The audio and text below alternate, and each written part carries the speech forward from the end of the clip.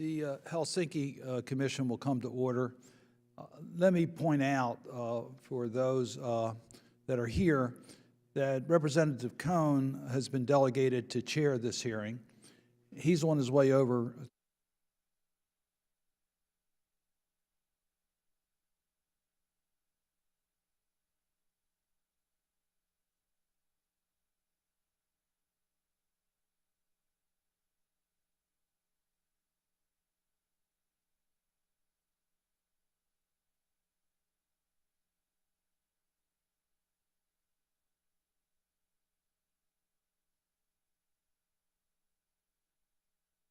That he might make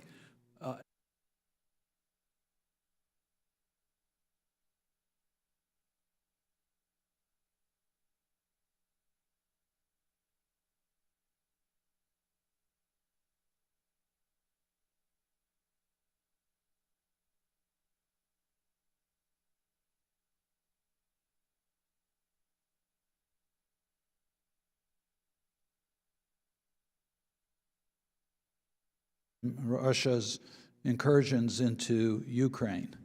What Mr. Putin has done, this unprovoked attack on Ukraine, we're day 34. We've seen him targeting civilians. We've seen him use weapons that are clearly aimed at destroying property and people. We have seen no regard whatsoever to the sovereignty of Ukraine. We've seen him use every weapon in his asymmetric arsenal in order to achieve his objective to bring down a sovereign, peaceful state of Ukraine. And he's done that in a manner that has crossed many acceptable lines, and he should be held accountable for his war crimes. I think all of us feel pretty passionately about that. Mr. Putin has used an asymmetric arsenal to maintain his power and his influence. A few years ago, I authored on behalf of the Senate Foreign Relations Committee a report on Mr. Putin titled "His Asymmetric Arsenal to Interfere with Democratic States." At that time, we observed that he used energy as a weapon, he used the soldiers, he used misinformation, he used propaganda, he weaponized energy, and the list goes on and on and on. So the Helsinki Commission, there's no higher priority than we have right now than to deal with what Russia has done in violating every single principle of the Helsinki Final Act, every single principle. This hearing will concentrate on propaganda and censorship within Russia. I do intend to hold additional hearings, including dealing with Mr. Bill Browder, who will be at our next hearing, I think remotely. Mr. Browder was, of course, a victim of Mr. Putin in Russia. He fell out of favor, and his lawyer, Sergei Magnitsky, was representing him. And as we all know, Sergei Magnitsky discovered widespread corruption within Russia. That's how Mr. Putin supports his enterprises. As a result of him doing what is required of a lawyer, and that is to notify the local authorities, Mr. Magnitsky was imprisoned, tortured, and killed. It resulted in the passage in the United States of the Sergei Magnitsky Accountability Act for those that were responsible for his death. I was proud to author that statute, along with my former colleague and friend, Senator John McCain. We then took that legislation and made it into a global Magnitsky, so to apply to all human rights violators, whatever country they may be in. And my partner in that's been Senator Wicker, one of the Senate chair of the Senate Republican chair of the Helsinki Commission. I mention that because on the floor later today, we're going to attempt one more time to get the global Magnitsky statute broadened and made permanent, and we hope to have that done by the end of this week. We will be holding future hearings to deal with the refugee crisis and the vulnerability of individuals being trafficked, children being trafficked. We will also deal with the OSCE, how it can use its mechanisms in order to deal with the challenges created by Mr. Putin. We'll look at the weaponization of energy and all those issues. I see that our guests have arrived, but before I turn the gavel back to Mr. Cohen, Let me first recognize Senator Blumenthal. Thank you so much, Senator Cardin, and thank you to Congressman Cohn, Chairman Cohn, for hosting us here in the House of Representatives, where we have rights of speech and assembly and worship and other essential guarantees and safeguards that literally people are dying to uphold and achieve in Ukraine and elsewhere around the world. That's why the Helsinki Commission is so very important, especially now when Vladimir Putin has literally launched 2 wars. Vladimir Putin launched a war against Ukraine. It is a brutal, barbaric assault on human rights and freedoms, as well as literally the lives of Ukrainians who are boldly and fiercely resisting him. It is also a war on the truth in Russia. The topic that brings us here today is Vladimir Putin's war on speech and truth in his own country. And the two are linked, irretrievably intertwined, because he could not be at war in Ukraine with the criminal, barbaric means that he's using, and with the loss of life among his own troops, if he could not suppress the truth in his own country. Even in a world of the internet and social media and technology, he has the means to silence people who want to speak truth to his power.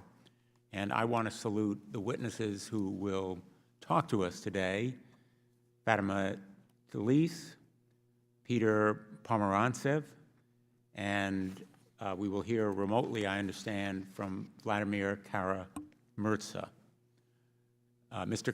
Kara-Murza invokes Orwell in 1984 in his testimony, and it's very appropriate that he does, because Putin is trying to create very crudely and purposefully a world that matches the truth even less than George Orwell's 1984. And so we need to fortify and buttress the efforts of truth tellers in Russia, just as we are providing the military means and tools to the brave, courageous freedom fighters in Ukraine. And we need to do more, especially for aerial defense. The S-30s, 300s, the SA-3s, the other kinds of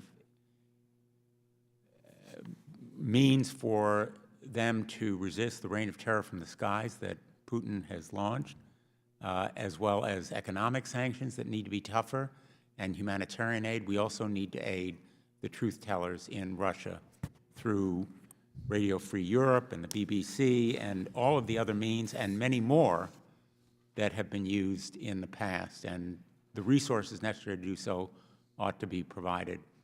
Part of the reason we're here is to mobilize public understanding in the United States for how threatened and undermined Putin's war on truth is succeeding in putting the truth in Russia. And the people of Russia deserve better, and I hope that we can provide them the truth so that they will, in turn, help stop this absolutely unnecessary war of choice that is killing so many, injuring countless people, destroying the roads and bridges and hospitals and schools and other kinds of civilian targets in Ukraine, and how they can help us stop this war. So thank you, Senator Cardin, as well as Chairman Cohn, for this meeting. Let me thank Senator Blumenthal for his leadership on this issue and so many other issues. Before turning it over to Congressman Cohen, as you know, we have a House chairman, a Senate chairman. We rotate every 2 years. This is the year in which the Senate acts as the chair, but then the House acts as the head of our delegation to the OSCE Parliamentary Assembly. So this really is a bicameral institution, very much bicameral and bipartisan. As you know, Senator Wicker, who's and Congressman Wilson participate fully with all of us in regards to the work of the Commission. We are so honored to have the President of the OSCE Parliamentary Assembly with us today. Madam President, you honor us with your presence, and two of your vice presidents, so we're very pleased to have such a distinguished group, and the Secretary General of the OSCE Parliamentary Assembly, all are present today. So we thank you for your visit, and as I explained to you a little bit earlier, you came on a very busy week because of the Ukraine crisis, but also because we have in the Senate anticipating the confirmation process on a Supreme Court justice that we will be taking up as early as next week. So we apologize. There's a vote on the floor of the United States Senate, so the two of us are going to need to leave. I want to compliment Congressman Cohen for arranging this hearing. The importance of propaganda, of misinformation, is one of the major tools used by Mr. Putin in his war against democratic states. And with that, let me turn it over to Chairman Cohen. Thank you, Senator Cardin and Senator Blumenthal. We appreciate your attendance. Commission has come to order. We do have special guests here. The President of the OSCE Parliamentary Assembly, Ms. Sederfelt of Sweden. We also have the Vice President from Cyprus, Vice President Karl Lambidis. Yes. Yes, thank you. And the Vice President who is, we also have Mr. Senator Pascal Alizard of France, who is an OCAPA Vice President from Normandy. Thank you. Where you didn't have to be a member of NATO for America to come help. And we're joined in the audience by the OSCE Parliamentary Secretary General, the man who does the work and gets everything done, Roberto Montella. Thank you. Thank Gregory Meeks for allowing us to use this room. He's the chair of the House Foreign Affairs Committee. Today's hearing will focus on propaganda and censorship in Putin's Russia, both of which we have seen disturbing escalation since the outset of Putin's unprovoked war on Ukraine. Of course, it was very easy to see his propaganda. He constantly said, we're not going to go to war.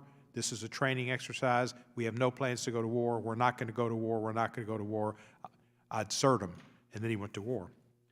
These practices, which he's engaged in, are reminiscent of the Stalin era and aim to cut Russia off from the rest of the world and from reality itself by not allowing the truth to be broadcast. Putin is building a new Iron Curtain in attempts to justify his indefensible war and continued attacks against the Ukrainian people. Putin's Kremlin manufactured lies as a pretext for his invasion and only ramped up propaganda since. He claimed he was there to denazify Ukraine. There are no Nazis there, and President Zelensky is of Jewish heritage, and the idea of him being a Nazi is absurd. But he can say what he thinks. He creates the truth, and he tells the Russian people, and they accept it. This has happened even in America. Certain people have new facts, and they claim what the truth is, and they continue to say it. Putin's narrative that the U.S. is helping Ukraine develop biological weapons on its territories is absurd, and that's something he does, and he sometimes tells you what he's going to do. He projects, and some individuals do that. He did the same thing in Syria before he and Assad used chemical weapons on civilian populations there. Putin claims Ukrainian forces are firing upon and bombing its own people, including women and children hiding in shelters, and of course that's baseless as well. His assertion that Ukrainians are covered in blood and running for their lives are crisis actors is another lie. I mean, it's just lie after lie after lie. And that, of course, is an insult to the dead and the nearly 6.5 million people displaced inside Ukraine and neighboring countries by Putin's activities. The fact that some Russian citizens believe that a war in Ukraine, a country on its borders, is not even happening is evidence of Putin's ability to manipulate the truth. It's a special military operation, whatever in the hell that is. It's a war, but if you say it's a war, you get thrown in possibly 15 years in jail. It's absurd, and there are great people like Navalny who will say it, and ladies, a couple of ladies who were on television in Russia who said it, and hopefully they will not suffer that 15-year penalty. Those fabrications that he's used inside Russia and other countries where the criminal is trying to make falsehood stick through lies and lies and lies, much like Goebbels, the propagandist of the Hitler regime. And ironically, it was that Nazi type of propaganda against Jewish people that Putin is using, and yet he claims he's going to denazify a country. Just like he's got a siege of cities in Ukraine, similar to what Hitler had in Stalingrad, Leningrad, where his parents were, and I think his oldest brother died, and his father was injured, and his mother may have been injured. But they told stories, and that had a great deal in shaping his consciousness, but not his conscience. Because if he had a conscience, he wouldn't do that. He is now Hitler. To make his propaganda machine work, Putin's Kremlin is censoring independent media and forcing all remaining outlets to peddle his message, and if not, they're in big trouble. After the first week of his invasion, he blocked Russian access to Facebook and Twitter, as well as international news sites still operating there. Now Facebook and Instagram have been permanently banned after a Russian court declared Meta platforms as an extremist organization. Independent Russian media outlets have been removed from the air and ultimately shut down. I think the last one just closed down a couple of days ago. They couldn't take it anymore. They've run off Radio Free Europe to the best they can, and Radio Liberty, Voice of America, although they've been getting a lot of hits on certain sites, in spite of the fact that they've been banned, and I think they were tried to be sued for a lot of money as well. We've seen independent outlets leave and news people leave for fear of being arrested. Putin does not want his Russian people to see the truth about the war. It's his war, unprovoked aggression on a peaceful, democratic neighbor. We have a panel of distinguished witnesses who will help us understand Putin's propaganda machine, the rapidly shrinking information space in Russia and the U.S., and our allies can consider as we look at ways to push back against Putin's disinformation. So we welcome our witnesses. In person, we will hear from Fatima Talis, a Russian journalist for Voice of America who's an expert on Russian disinformation, I think a former Russian citizen. Is that true? And exiled here. Following Ms. Talis, we'll hear from Peter Anseph, who's a journalist, author, and senior fellow at the Gore Institute at Johns Hopkins University, who I saw on MSNBC or CNN and realized that's the guy we need. He's the pro from Dover. And then we'll hear from the magic of the internet or cable or some kind of Zoom from Vladimir Kara-Murza, a Russian journalist, author, former host at Echo, Moscow Radio, and one of the great heroes of our time, who has twice been poisoned by the Russians, yet returns to Russia because that's his home. He's a Russian politician, as he tells me. That's his home. He will not leave. He will stay there to bring about change. I consider him a hero, and I wish he'd listen to me and stay in Virginia. But he's going to join us by video today. And with that, I want to turn it over to I guess, my ranking member who is pushing the button. Thank you, Mr. Chairman and co-chairman, and I was grateful to be with the chairman, Senator Ben Cardin, just a moment ago in the hallway. I'm going to be repetitious, Madam President, and that is I want to remind everybody that Putin unintentionally has unified Republicans and Democrats to be universally supportive of the people of Ukraine, universally supportive of democracy against autocracy, supporting a rule of law, not rule of gun. And then it's ironic what a historian we have with Congressman Cohen, and that is to mention about the siege of Leningrad. And indeed, the reason that Vladimir Putin's family survived is because of the United States. I had the opportunity to go to St. Petersburg to place a wreath at the cemetery, the world's largest open cemetery, tragically. And it was the victims of the siege of Leningrad. And while I was there, as we were placing a wreath in the shape of the United States, red, white, and blue, showing the love and affection that we have for the people of Russia, while I was there, I found out that the reason that they survived is because of American Lend-Lease. And so the equipment that was provided to the people of Leningrad saved that city of ultimate destruction, and history now is being repeated. and that is I'm grateful to be working with Congressman Cohen. We have a bill for a Lend-Lease now for the people of Ukraine to receive equipment by Lend-Lease for the siege of Kyiv and to stop Putin's aggression. So history keeps repeating itself, but it's sad that Mr. Putin doesn't recognize that the American people have such appreciation of the great culture of Russia, and we have done our part to try to save that country and, ironically, even his family. It's tragic for Ukrainians and Russians that Putin's war on truth and decency has escalated to this murderous point. We've all seen the terrifying images coming out of Ukraine, the exhausted families leaving their entire lives behind to flee to safety in neighboring countries, children underground in metro stations to avoid bombings, and the absolute carnage in Mariupol, with 5,000 persons already murdered, where civilians are cut off from the rest of the world and subject to the terror of arbitrary attacks from Putin forces. For those whose only source of information is Russian state media, this violence is obscured or justified by those controlling the narrative. Many years of cultivating distrust in the independent media and creating an environment of state censorship has left ordinary Russians with the limited options and threat of imprisonment, not only if they speak out against the war, but for even calling it a war. Putin's propaganda machine has turned the unjust and brutal war into a vehicle for rallying support behind Putin's twisted version of history, one of where a citizen has loyalty to him alone, and anyone who refuses to toe the line is branded as a traitor in the Stalinist self-cleansing.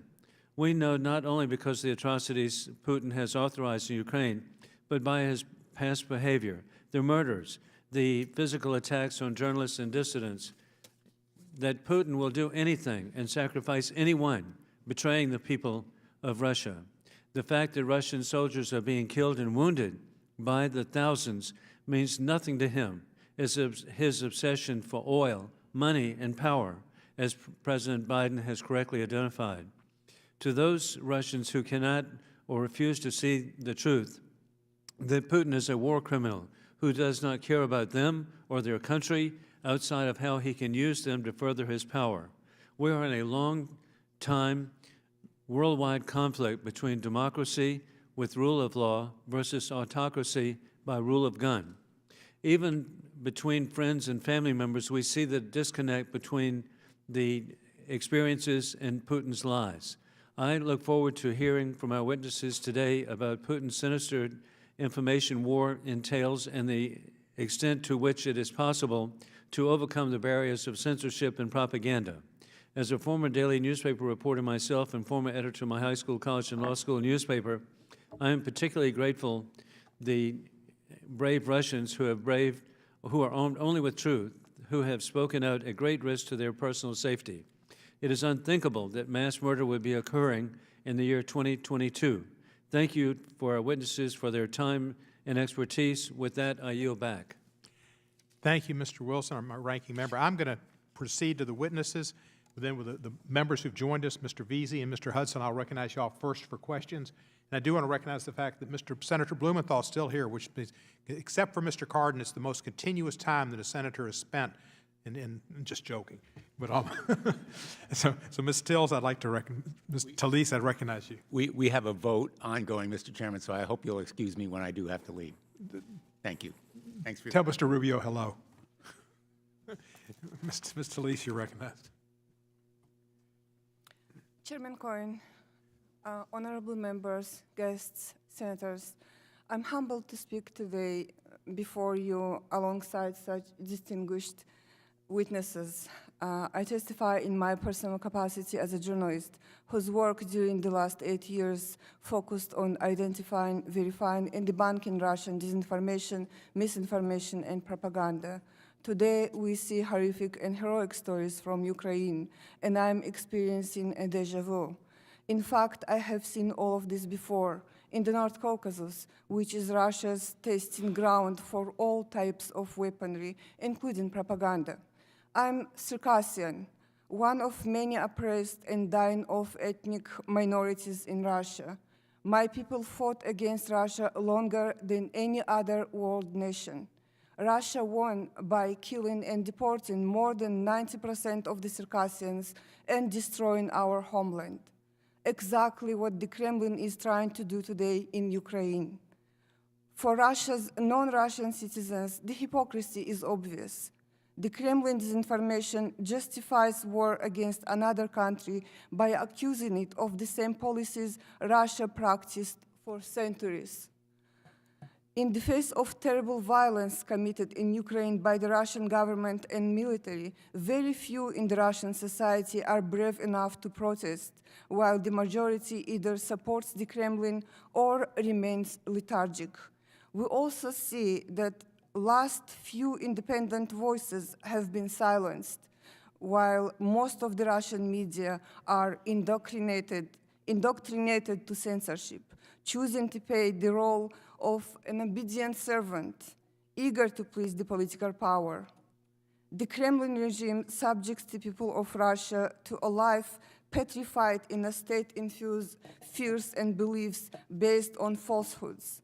What I've seen in fact-checking Russia is a propaganda leviathan, born of the symbiosis of modern technology with the inherited techniques and strategy of the Soviet Union. The Kremlin's disinformation operations are coordinated. They use traditional media outlets, social media platforms, and cyber attacks to bombard people inside and outside Russia with specific messages, each designed for certain audiences. In targeting domestic Russian audiences, the Kremlin deploys disinformation and propaganda designed as entertainment. Watching Russian TV commentators is like following a soap opera. It's full of intrigues with superheroes and supervillains, labeled for whatever purposes the Kremlin wants them to serve. Russian domestic propaganda does not shy of fabrications. It tells pure lies robustly and convincingly, conscripting every single foreign voice of support for the regime with translation and manipulated context, then delivering it to every single household. In targeting foreign countries, Russia employs well-sourced, smartly designed, and precisely targeted disinformation. A few years ago, we saw that the Kremlin strategy was to promote complementary views of Russia and the regime. Not anymore. Today, the primary approach is destruction of beliefs, ideas, values that the regime sees as an impediment or danger to its existence. In Russian propaganda, the United States is forever the supervillain and chief target. When aiming at the American people, the Kremlin targets different socio-political, racial, and ethnic groups with specifically designed disinformation. The ultimate goal is to destroy the US from within. When selecting other foreign countries, the Kremlin seeks to plant mistrust and hatred towards everything American. In too many places around the world, the Russian propaganda and disinformation keeps achieving its goals. We saw it during the 2016 US presidential elections and in the instigation of anti-American sentiment on the African continent, the Middle East, and countries in Europe. We also witnessed the effectiveness of the Russian propaganda during the weeks leading to the full-scale invasion in Ukraine. Instead of believing facts on the ground, most of the world bought what the Kremlin wanted it to believe, that the US warnings were hysterical nonsense, and Russia would never attack until it did. Moscow's success comes from many factors, but the most important probably is that its propaganda is made to appeal simultaneously to the reasoning and to emotions, tapping with both hearts and minds. A testimony to the power of such propaganda is the story of my great-grandmother, who was born into a noble, wealthy family. Her father, 3 brothers and husband, died in the concentration camp in Solovki, where they were sent as enemies of the people by the Stalin regime. She had 6 children. Only one, the youngest, my grandfather, survived an artificial famine, similar to Holodomor in Ukraine, while the other 5 died of starvation.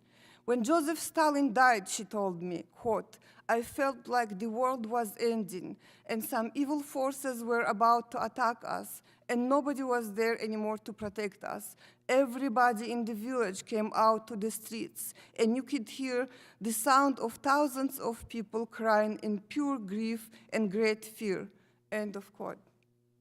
The Kremlin has mastered the propaganda machine it inherited from the USSR.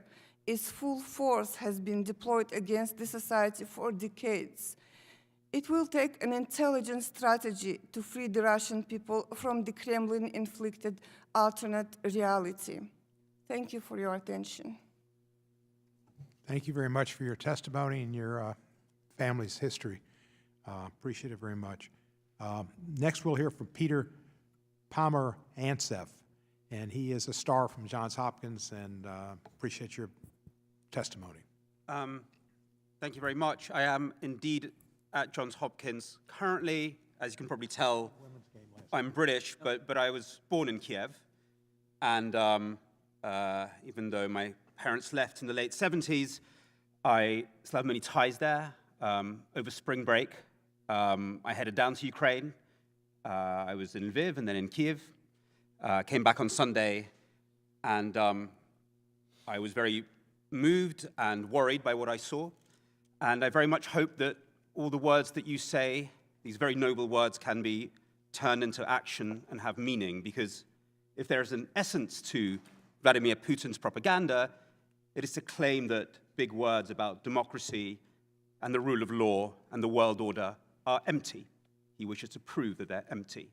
I spent 10 years between 2001 and 2010 working as a journalist and a documentary maker in Russia, and my book about the country was called Nothing is True and Everything is Possible, which was an attempt to really capture the mind-bending and reality-undermining pseudo-ideology that Kremlin propaganda pushes.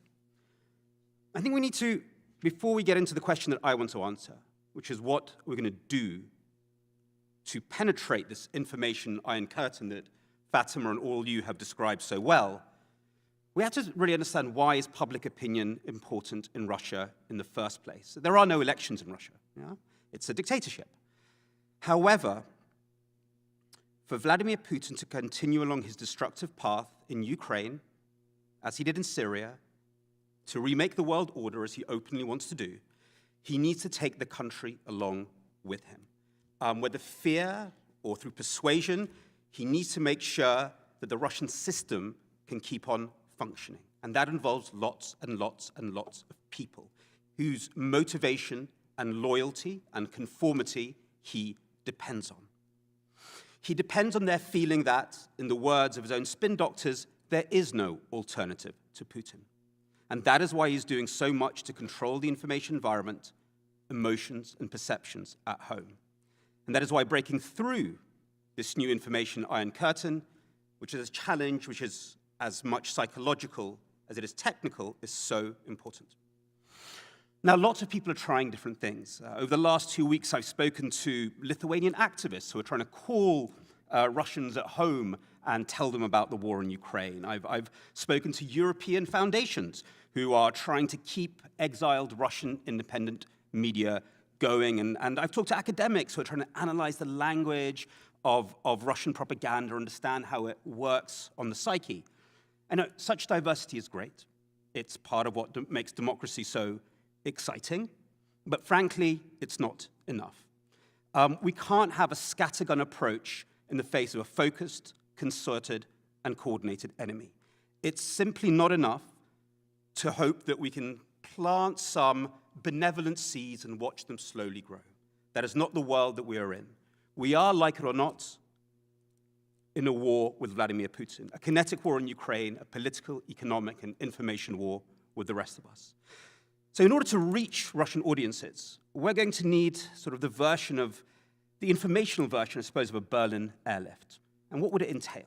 I think it'll entail cooperation between government, between tech companies, between media, and academia. Let's start right at the top with government.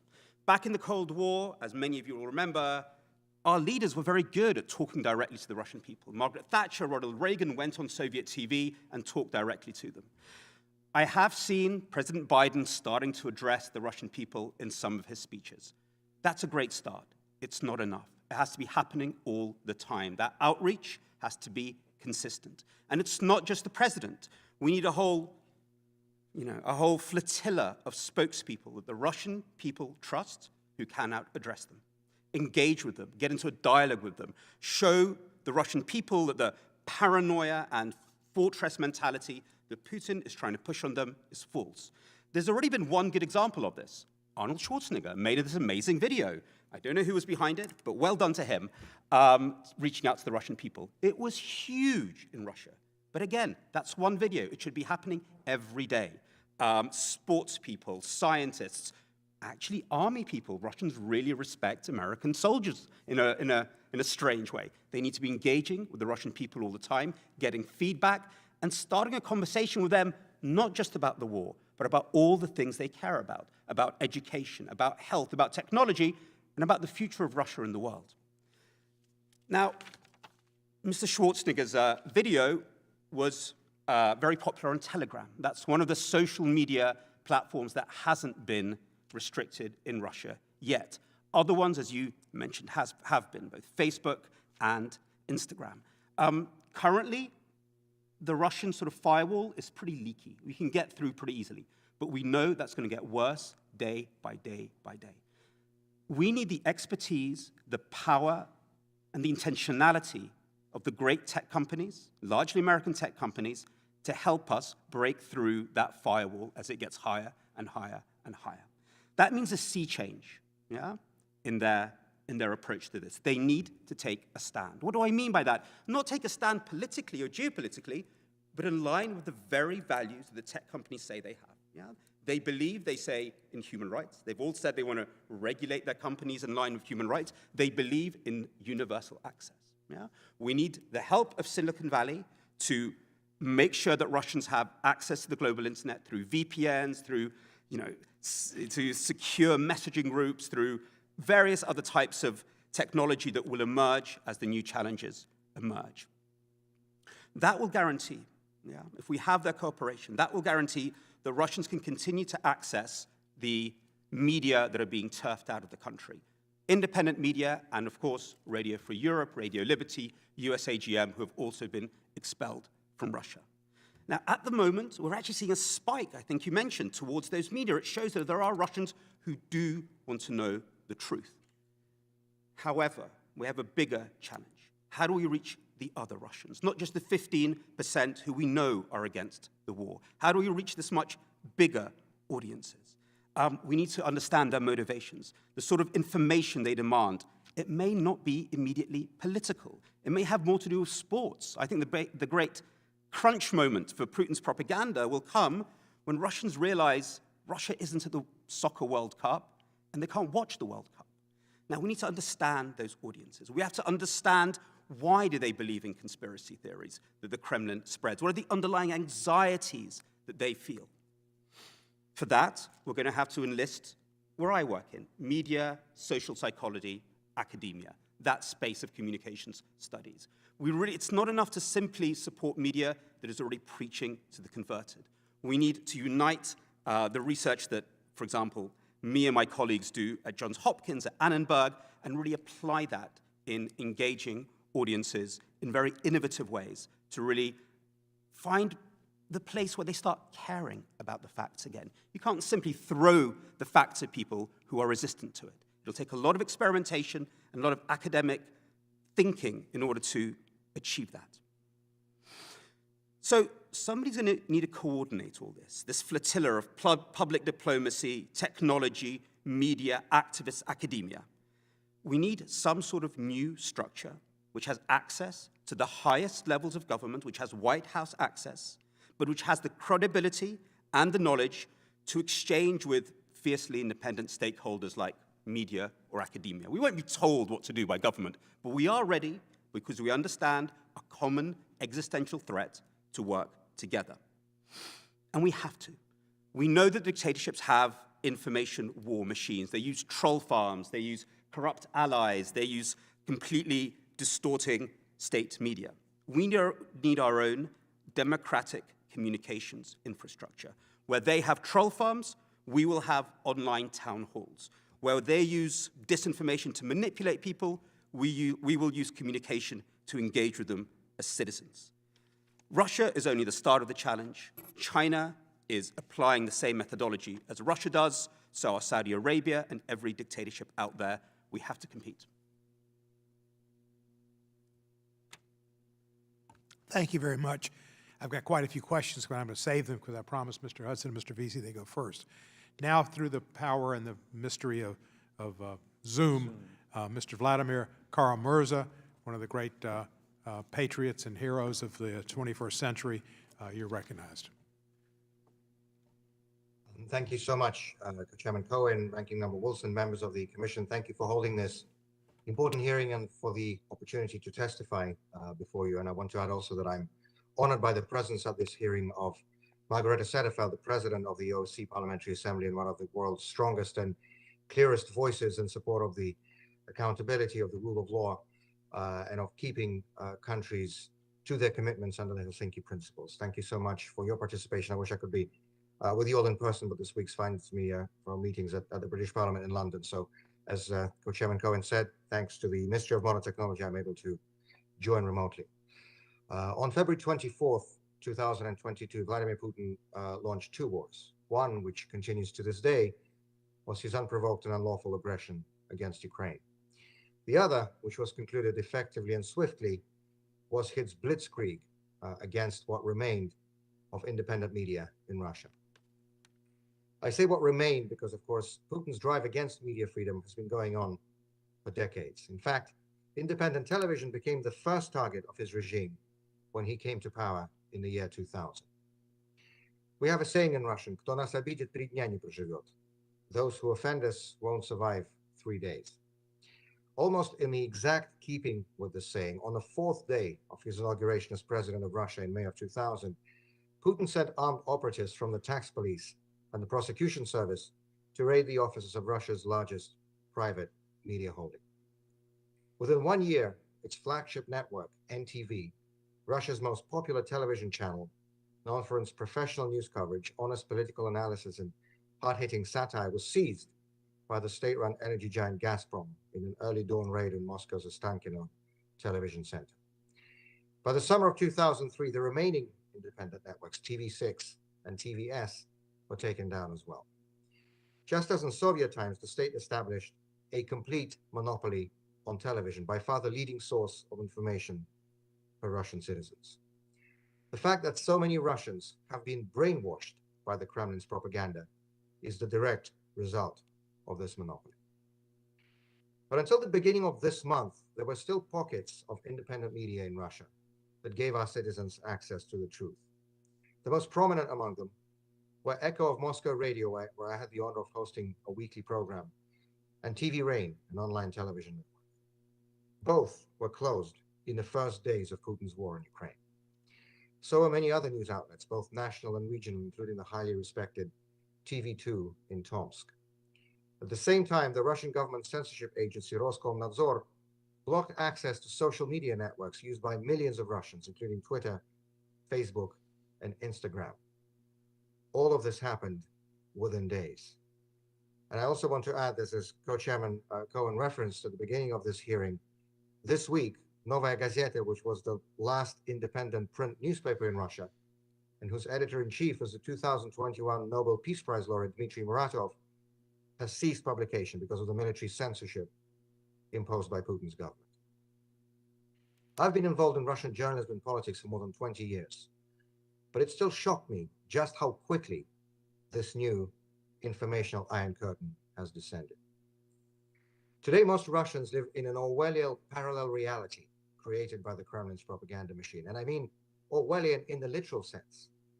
What's being said on Russian state television might as well have come out of George Orwell's 1984. War is peace. Freedom is slavery. Ignorance is strength. Most Russians, as mind-boggling as it sounds, are not even aware of the horrendous war crimes committed by Putin in Ukraine. Those who speak out against this war are now liable for criminal prosecution. So are those who simply call it a war. Up to 15 years in prison, according to a new law hurriedly passed by a so-called parliament and just as hurriedly signed by Putin all in one day. And these new penalties target not only journalists or opposition activists. A Russian Orthodox priest in Kostroma, Father Ioan Burdin, was charged, convicted, and fined for speaking out against war in his Sunday sermon. This is the reality of Russia under Putin. Needless to say, only Russians can and should change the political situation in our country. That change is coming, and I think faster than many thought before February the 24th. But the world's democracies have an important role to play, not only in standing in solidarity with Ukraine, which goes without saying, but also in helping to provide truth to the Russian people, helping to open the eyes of Russian society to the unspeakable crimes being committed supposedly on its behalf. This has been done before. In communist times, broadcasters such as Radio Free Europe, the BBC, and Deutsche Welle beamed radio signals literally across the Iron Curtain to reach millions of people in their own languages inside the Soviet bloc. In the USSR itself, according to expert estimates, these radio broadcasts were listened to by some 30 million people, 15% of the adult population. Nothing beats totalitarian propaganda better than the truth. And when the Soviet system collapsed, it was, in my view, primarily because it had been discredited and delegitimized in the eyes of its own people who were able to see its true nature. If this was done with the technologies of the 1970s, it can certainly be done today. It is only a question of having the will and of dedicating the right resources. I want to thank you once again for holding this hearing and for showing your commitment to doing both. And I stand ready to answer any questions that you might have. Thank you. I hope you can stay with us for the questioning, because I'm sure people will have questions of you. Absolutely. Thank you, sir. Absolutely. First, I'd like to recognize Mr. Hudson, who is a, you tell him who you are. He's my friend, and he's a good guy. Richard Hudson, Congressman from North Carolina. I'm chair of the first committee of the OSCE EPA, and it's really an honor to be with you today. I appreciate the testimony from all of our witnesses. I also appreciate the our special guests who are here from the OSCE EPA, Madam Sederfeld and the others. This is a really important hearing that we're having today, and I really appreciate the examples you've brought to us. I guess my question kind of builds on, you talked about the fact that Putin calls anyone who opposes him a traitor or a foreign agent, all to indicate that, in my opinion, the personal loyalty, not true patriotism, is what counts in Russia. It's up to Russians to decide who governs them. As Mr. Kara-Murza just said, Putin's got to be delegitimized in the eyes of his own people. But the playing field for doing that seems to be non-existent based on your testimony. How do we support those Russians who want to see political change in their country? How does the fact that many opposition leaders have now fled Russia change the calculus for this? But I would ask each witness if you could share with me sort of what is the best thing we can do to support dissidents who want to speak out?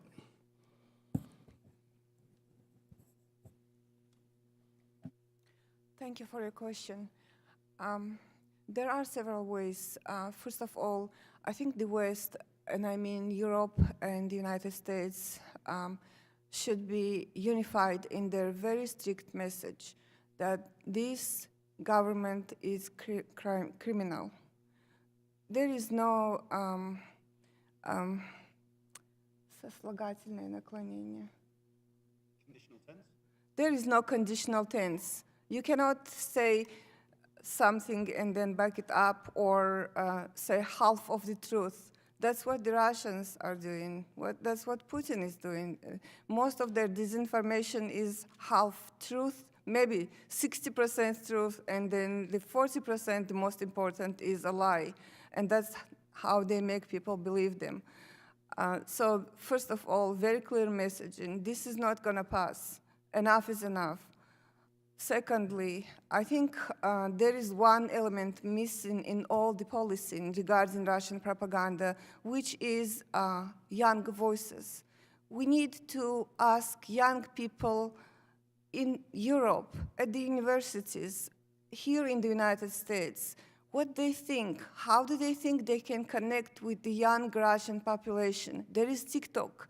Everybody is communicates through, is communicating through TikTok, and the message doesn't have to be as long as Schwarzenegger's, which went on for 10 minutes, I believe. It has to be very short, and it should address young people. Third, what Putin is afraid of most of all, and I've seen this, I'm saying this because I've seen it, I've witnessed it when I was working in Russia, is satire and humor. Create special programs, short ones. There was a program called Puppets, Kukli, on NTV. That was the very first program to fall after Putin came to power. It was closed down nearly immediately after he came to power. So he's afraid of being laughed at because, the great Tsar cannot be laughed at. He loses his power. People are not afraid of him anymore if they can laugh at him.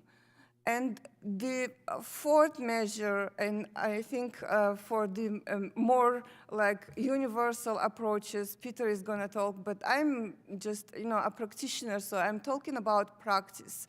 There are a lot of stars, former Russian stars, actors, singers, who even TV hosts, who the Russian people saw for years on their TV screens, and they got to trust them and love them. So those people, a lot of them are now abroad. Let them talk to the people. Every single Russian has a cell phone.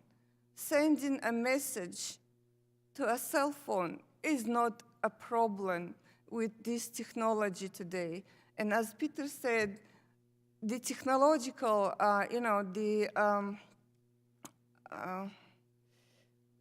Silicon Valley needs to be here too. Thank you. Parantsev or Karamus wants to answer this at all. Peter, it's fine, but I'll pass to Volodya, who is literally the Russian opposition politician who can tell you how to help him. Thank you so much, Congressman Hudson. And first of all, I just want to make a small remark. You mentioned that Putin is describing all of us, all of those Russians who are against his regime, as traitors. I want to just sort of add to this that the latest term that Mr. Putin is using, which he used just last week in his televised address from the Kremlin, was national traitors.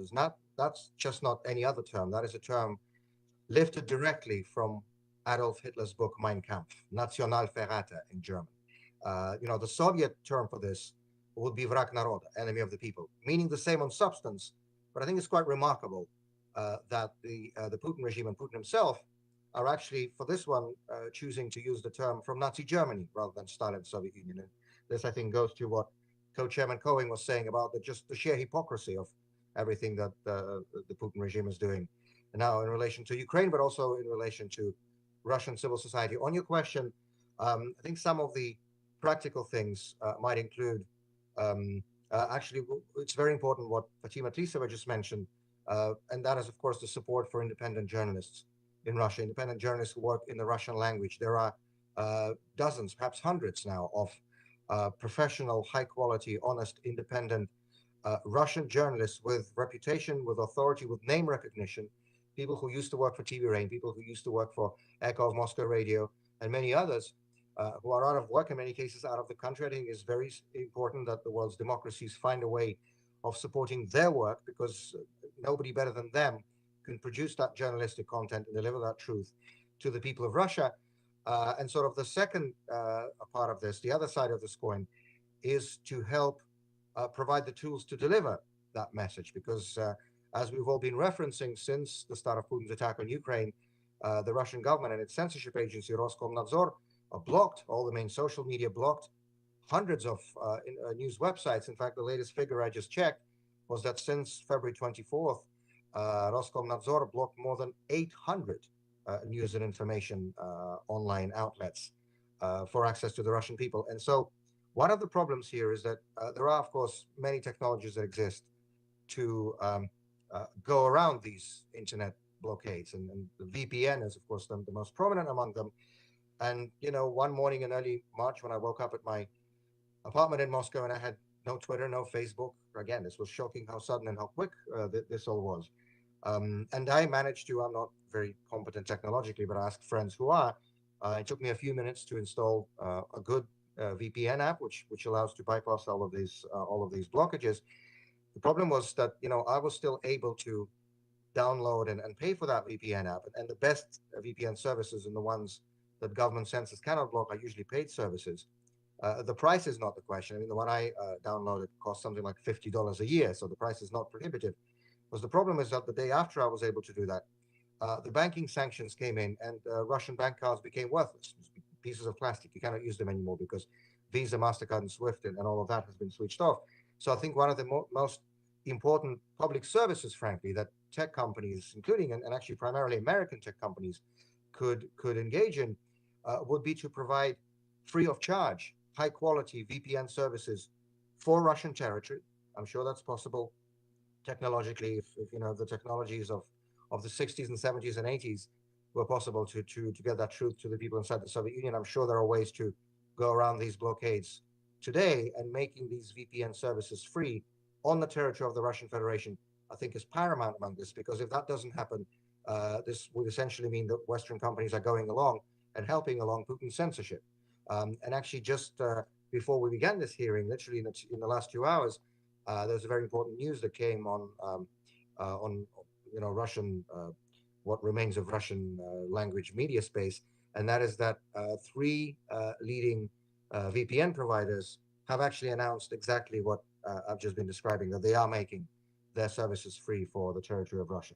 There are many more specific things that could be done, but I just want to say one general but most important thing.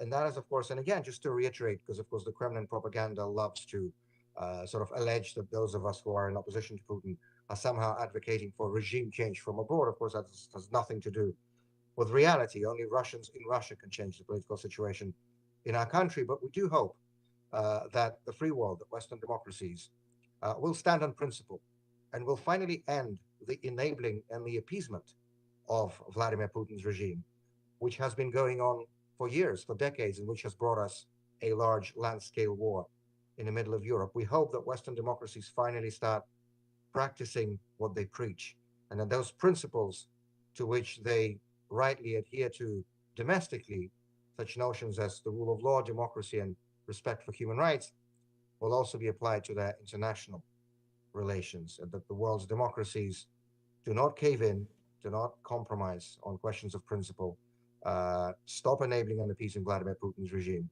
and finally hold that line that we are seeing them hold for the past 4 weeks. Very well said. Mr. Chairman, I yield back. Thank you, Mr. Hudson. Thank you for your questions. Mr. Veazey, 5 minutes. Mr. Chairman, thank you very much, and thank you to the witnesses for being here, and would like to welcome our friends that are also a part of the commission from Europe. Good to see everybody. One of the things that I'm really worried about is that with so much attention, and rightfully so, being placed on airplanes, tanks, and the destruction that's happening in the Ukraine, that we are not talking enough about the fact that Putin is trying to build this great firewall.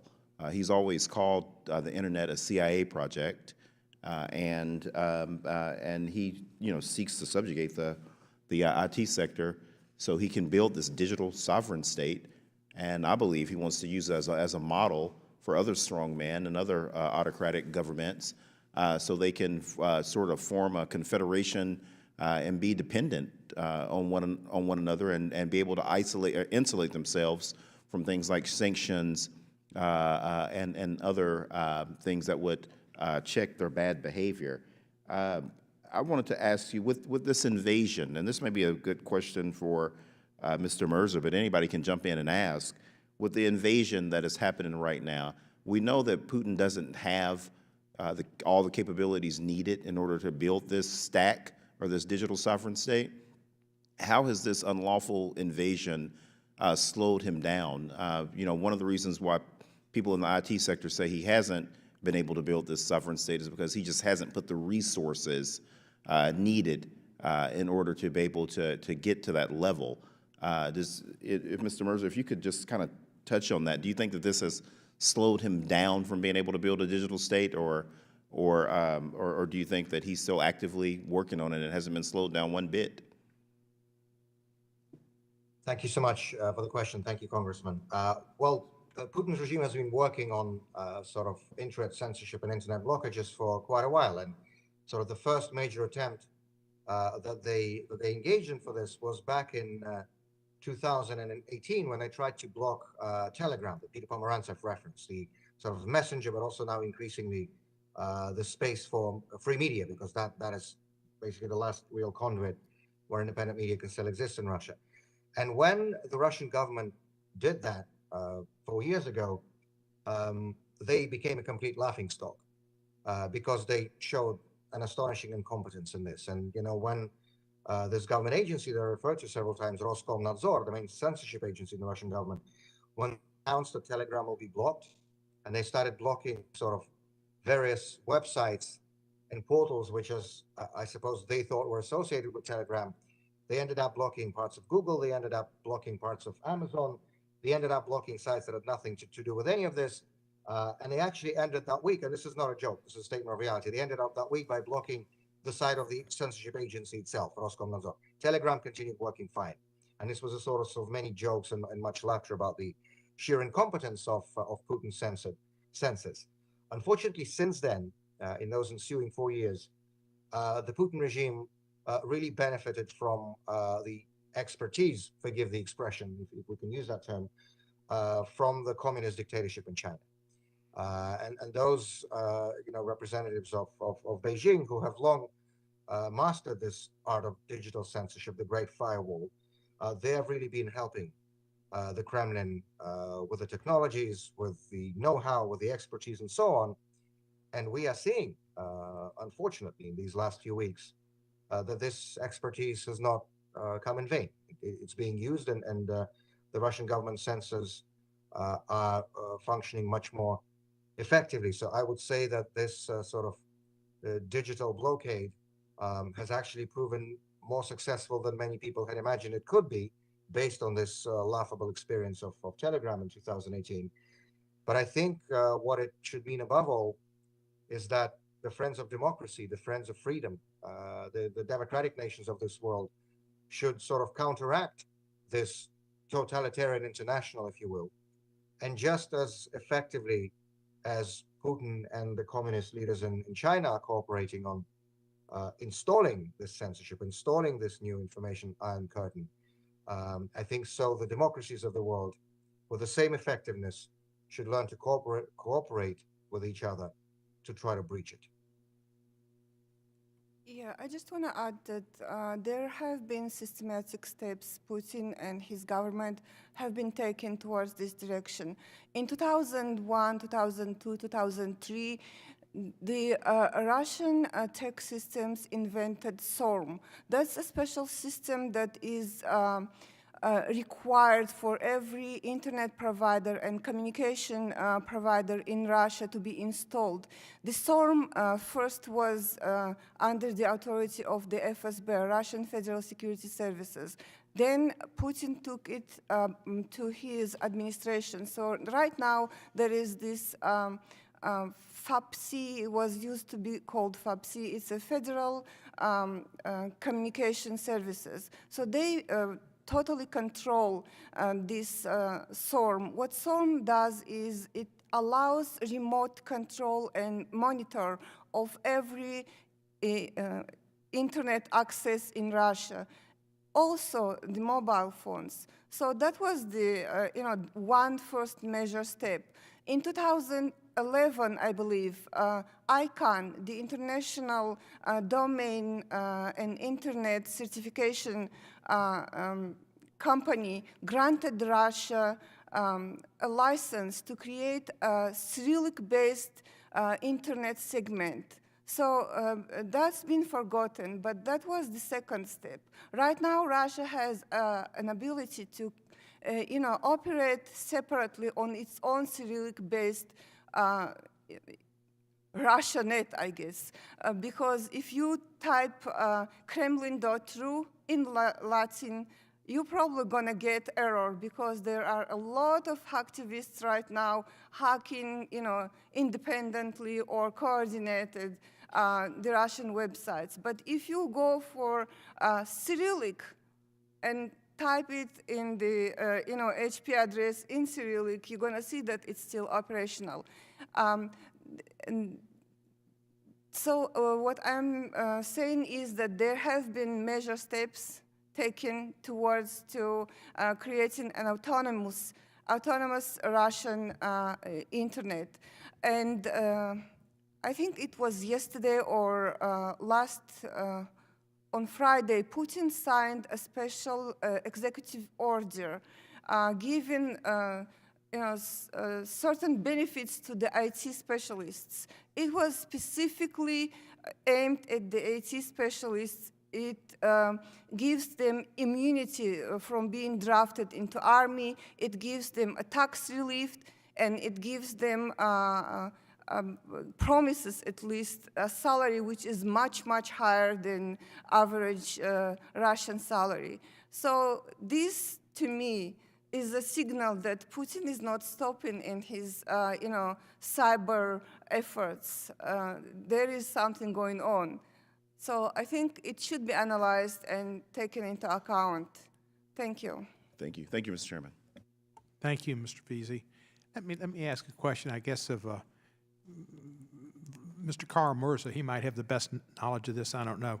Is there a person in Russia who's like Goebbels was to Hitler, who is to Putin, that comes up with the propaganda in Russia, or is it a collection of different independent minds? Thank you so much, Co-Chairman Cohen. That's an important question because, of course, let's not forget that these crimes that are being committed, they're not just faceless crimes. They have very specific perpetrators. And we also know from history, and you mentioned Goebbels, sort of the allusion to Nazi Germany. Let's not forget that leading Nazi propagandists, including Julius Streicher, were tried. He was tried at Nuremberg after the war. He didn't kill anybody with his own hands, but you can also kill with words, and you can also kill with incitement. And this is exactly what these Putin propaganda masterminds are doing. It's not a single individual. There is a sort of a group of people who have been in charge of this propaganda, but there are not that many of them. And those leading perpetrators of this campaign of hatred and incitement that has been going on Russian state television for years have very specific names. One such name, this person is not alive anymore. He actually died in Washington, D.C. You might have heard the story from a few years ago. His name was Mikhail Lesin. He was the press minister in Putin's government. He was really the mastermind of the closure of all the independent television channels in the early years of Putin's rule in the early 2000s. NTV, TV6, TVS. As I mentioned earlier, all of these channels were closed very much with Mr. Lesin's personal involvement. But as I mentioned, he's not been around for a few years. But and even before then, he was sort of sidelined from the regime leadership. The people who are today both the masters and the faces of the Kremlin propaganda would be people such as Konstantin Ernst, the Director General of Channel 1, the main state television channel in Russia. Oleg Dobrodeyev, the Director General of VGTRK, the Russian State Television and Radio Corporation.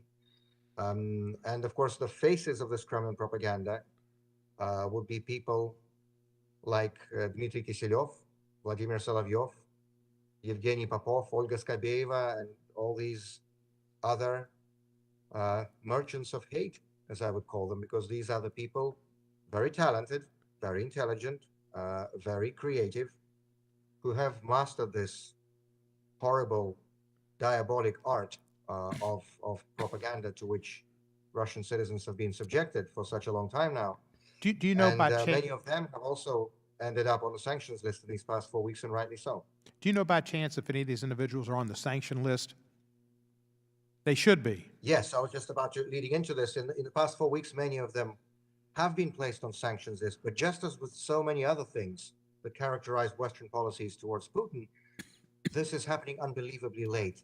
I can give you a specific example. Back in 2015, after Russian opposition leader Boris Nemtsov was murdered in plain sight of the Kremlin. We recently marked the 7th anniversary of his assassination, the most brazen, the most high-profile political assassination in the modern history of Russia.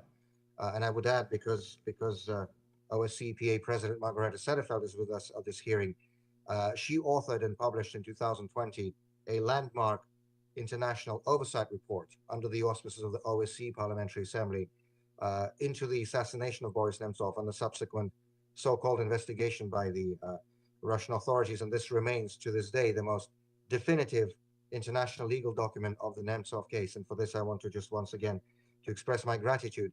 After Boris Nemtsov was murdered, I, along with former Russian Prime Minister Mikhail Kasyanov, came to Washington to meet with members of Congress to suggest the specific names of the employees of Putin's state propaganda who have been engaging in incitement, that is the only word I can use, against Boris Nemtsov.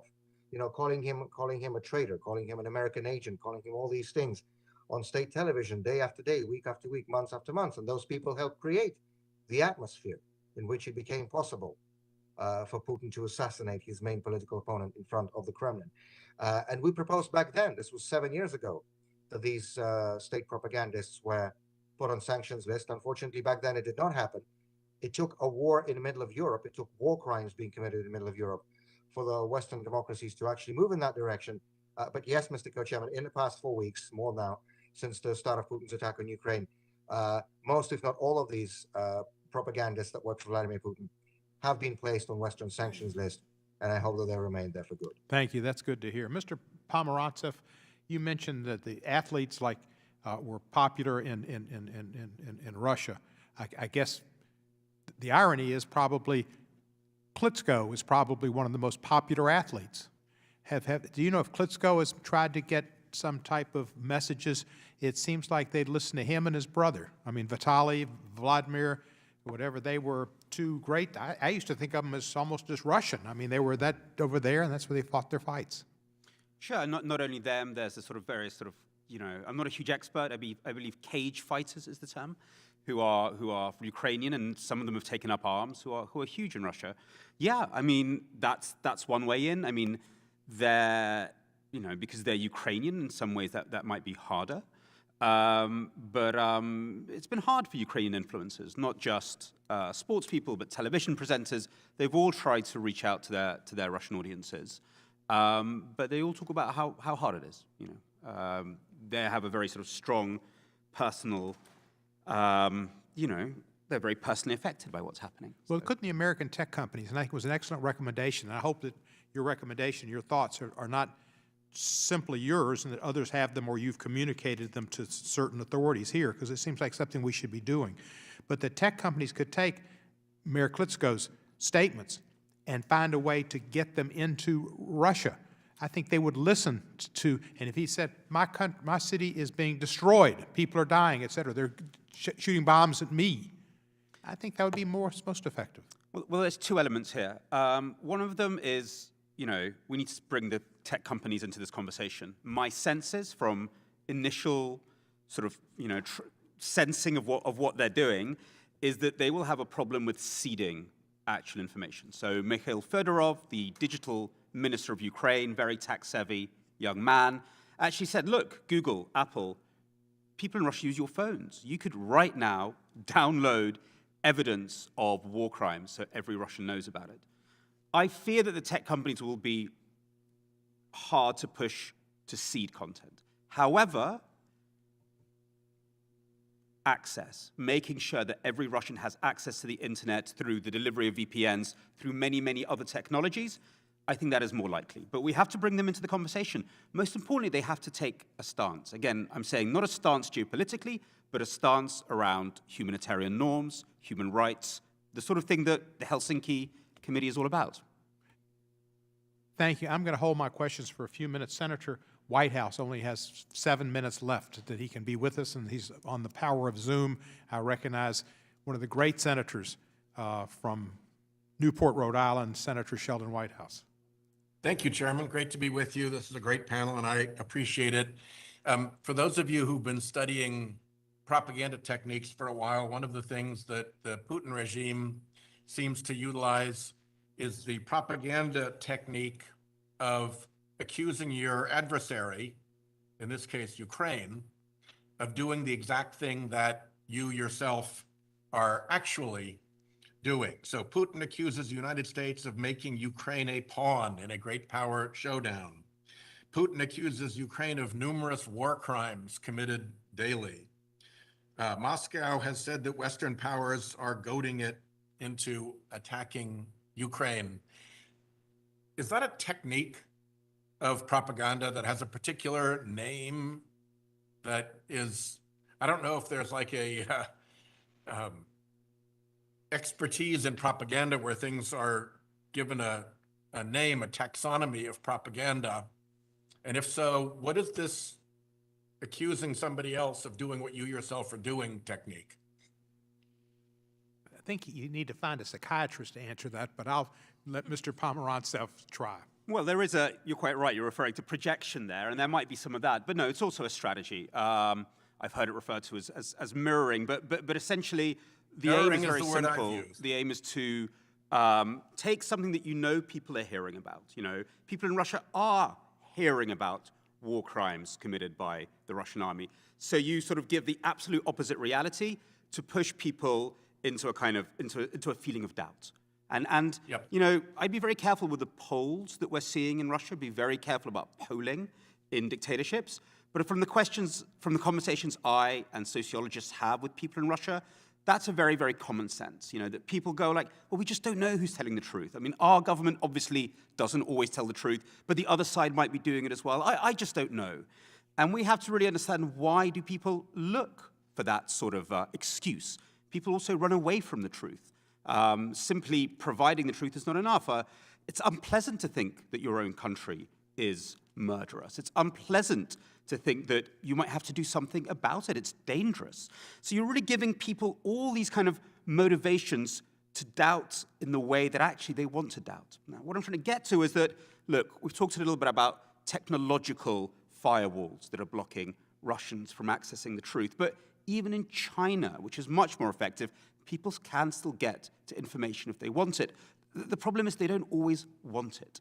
We really need to understand far more about why people seek information and how we can help foster their desire to find out the truth in the first place. Where, you know, in academia, we're actually in a very, very early stage of understanding these things. If any of the three witnesses have any vectors of communication into Russia that you think we should be using more effectively? I've heard of everything from, you know, Airbnb, all sorts of unusual channels being used. If you have any ideas for ways that you think the West could increase the flow of actual information into the Russian people, you don't have to answer me right now. Maybe better if we just do that in writing, but I'd be glad to know what your thoughts are on that. And I'll close with Mr. Karamutsa, and I know you worked very closely with Minister Nemtsov, and I noted that Bellingcat has shown that the same individual who has been involved in other attacks on people who have objected to Putin's rule appeared to be stalking Boris Nemtsov in the time leading up to his assassination. Yes, thank you so much for the question, Senator. Just yesterday, there was this new investigation published by the Bellingcat Media Group in cooperation with The Insider and the BBC that revealed evidence, concrete specific evidence, that for several months leading up to his assassination in February of 2015, Boris Nemtsov had been shadowed, tailed all around the country by a member of the FSB assassination squad. This is a man named Valery Sukharev. He was also involved in 2 poisoning attacks against me. He was also involved in a poisoning attack against Alexei Navalny. And we all will know all these names of these FSB murderers because of this brilliant investigative journalism by Bellingcat, which sort of really goes into the central point of our conversation today about how important the truth and how important independent journalism really is. I had absolutely no doubt from the very beginning that there was only one man who could, in the system, in this dictatorial vertical system of power that Putin has created, there's only one man who could order the assassination of such a top opposition leader as Boris Nemtsov, and that man's name is Vladimir Putin. If anybody had any doubts, all these doubts should have disappeared when this investigation came out, because of course we know that Boris Nemtsov was murdered by subordinates of Ramzan Kadyrov, the Kremlin-appointed head of the Chechen Republic. And it seems now we know from this investigation that there were two parallel tracks preparing for this murder. One was the FSB track, and they usually use poison, as they did with Navalny and myself and Dmitry Bykov and others. And the other track was the Kadyrov track, the Chechen track, and they used bullets, and this is what we used. And so one of the main revelations from that investigation yesterday was that on the 17th of February, so exactly 10 days before Boris Nemtsov was assassinated by a Kadyrov subordinate on that bridge, the FSB assassination squad stopped following him, which can only mean one thing. There's only one man that can order both the FSB and the Kadyrovites. And again, that man's name is Vladimir Putin. It seemed that at that time in the middle of February, the final choice was made in favor of the Kadyrovites. And by the way, something that's really relevant to what we're talking about today, one of the key organizers of the assassination of Boris Nemtsov, another senior Kadyrovite officer by the name of Ruslan Geremeyev, who's, by the way, sanctioned by the United States government in 2019 under the Magnitsky Act for his role in taking part in the assassination of Boris Nemtsov. He is, this week, is among the commanders of Putin's assault on the Ukrainian city of Mariupol. So this really is a regime both led and staffed by murderers. I cannot put it any other way. And to your previous question, Senator, I would just say, I mean, there are many things that we're discussing as part of this hearing, but I would just say it is very important, and especially I can tell you how important that is from inside Russia, that Western leaders, not just political leaders, but also sort of public figures, are very careful about messaging. Too often we hear people in the West confuse Putin's regime and Russia, put that sign of, the equal sign between the Putin regime and Russia, sort of mixing together a country, a nation, and an unelected autocratic regime that is misruling that nation. Needless to say, as I don't need to tell you, those are different things. And I think it'll be very important just from the messaging standpoint. And as Peter Pomerantsev was referencing this video by Arnold Schwarzenegger, it was astonishingly effective, because one of the things that Mr. Schwarzenegger did was he addressed directly the people of Russia, and he made sure that he makes a difference. He makes a distinction between the dictator in the Kremlin and the Russian people and Russian society. We need more of this from Western leaders, because the Kremlin propaganda is very skillful about portraying the West not as anti-Putin, but as anti-Russian. And sometimes Western leaders are too careless with the language to make that distinction. And so when you're speaking, this may seem like a really trivial point, but it is a very important one. When you speak about the crimes and the abuses and the aggression perpetrated by Vladimir Putin and his regime, please make it clear that you are talking about Vladimir Putin and his regime, and that you are able to communicate directly with the people of Russia in preparation for that day when there is a Russia without Putin, when there is a Russia after Putin, hopefully a democratic Russia, which can build new bridges with the democratic world, including the United States. Thank you, Chairman Cohen. Thank you to the witnesses. You're welcome, Senator Whitehouse. Any time for the Duke of the Corner Cafe. Mr. Wilson, you're recognized. Thank you, Mr. Co-Chairman. And indeed, it's wonderful to hear from Senator Whitehouse, and the perception, I believe, is correct, that Putin is doing what he accuses others. And I'm really hoping that this hearing, as we're conducting, is an inspiration to the people of Ukraine, that they can see the unity of Republicans and Democrats. And also, I hope it's an inspiration to people of Russia, that they should really learn and find out what's going on. And particularly, Ms. Tliss, I'm going to ask you a question about that. But as an indication of, indeed, the unity of democracies worldwide, how incredible to be here with Margareta Satterfeld, President of the Organization of Security and Cooperation in Europe Parliamentary Assembly, and then to have our vice presidents, of course, the presidents from Sweden, but our vice presidents from Cyprus, beautiful Cyprus, and then my home heritage country, France, and then and how wonderful to have the Secretary General here from the remarkable country of Italy. So over and over, you can see there's such unity on behalf of the people who want freedom and democracy in Ukraine, and we want freedom and democracy. I thought it was going to happen in Russia. My visits across Russia over the years, I just misread the incredible people I met, the incredible culture that I saw, and it should be known that much of us in America have adopted the music, the literature, the architecture of Russia. We're not against them at all. That is a great part of American civilization now. And so with that in mind, indeed, with democracies, what can we do to reach the people of Russia? And Ms. Tillis, I was really intrigued. The universal ability of cell phones in Russia, goodness gracious. Some of us remember the Soviet Union. There was not any contact at all, except by radio. But what an opportunity we have. And are there any other means of being able for the democracies to contact people in the Russian Federation to let them know that we're not against them? We want them to succeed too. Thank you. As Peter mentioned, there is still Telegram, which is still working. Telegram could be used to deliver messages. It's a very effective tool. And there are a lot of Russians on Telegram. The Russians never closed the Odnoklassniki and VKontakte, those two social media platforms, somewhat similar to Facebook, but they are under the control of Russian security forces.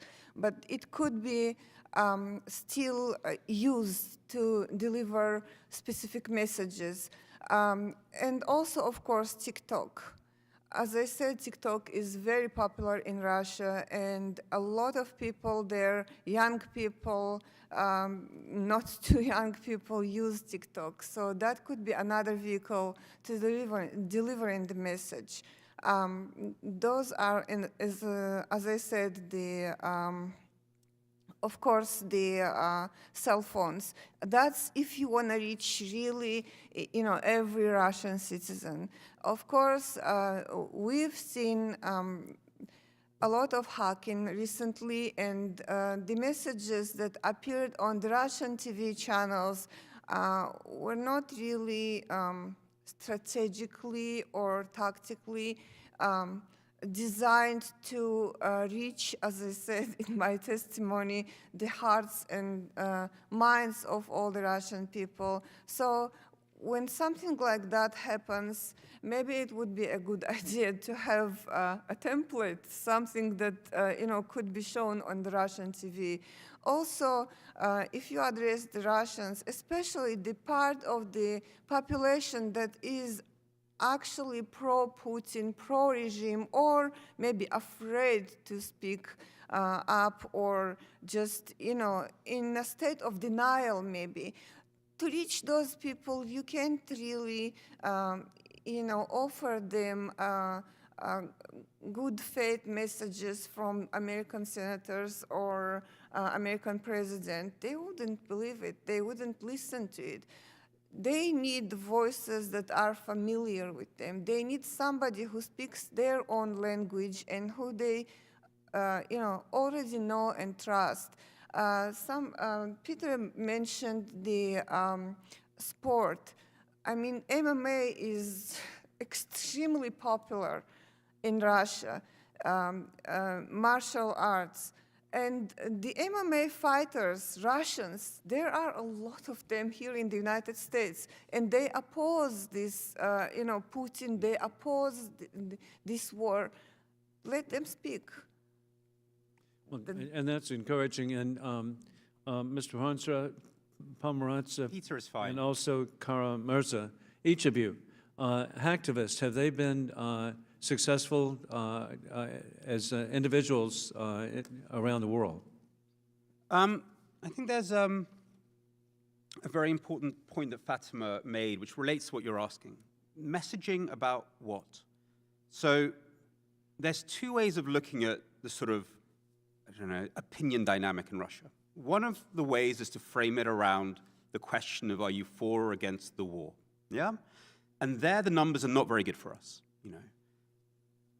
We should be skeptical of polling, but let's say it's just, the usual, pro-liberal bloc in Russia is 15, 20%, if you're being very optimistic, is against the war. Most people are for it because they are patriotic and feel Russia's under attack, and then others are just scared. That's not a very good, dynamic for us to really be that hopeful around. If you listen to Vladimir Putin's speeches, however, he's actually going for something else. It's not about the war. He's saying that the new ideological divide in Russia is between isolationism, Russia alone, which if you decode it means Russia alone and subservient to China, and we don't need this idea of Russia integrated with the West. The people who want to be integrated with the West, he's called having a slavish mentality. That's the polarization he's betting on. He's betting wrong. There are way more Russians who want to be integrated with the West than the ones who are passionate about the war. So that's why maybe the message from Klitschko is going to be hard, because Klitschko will be, there's a war on. That'll appeal to the 15%, maybe the others who feel that way but are scared to talk.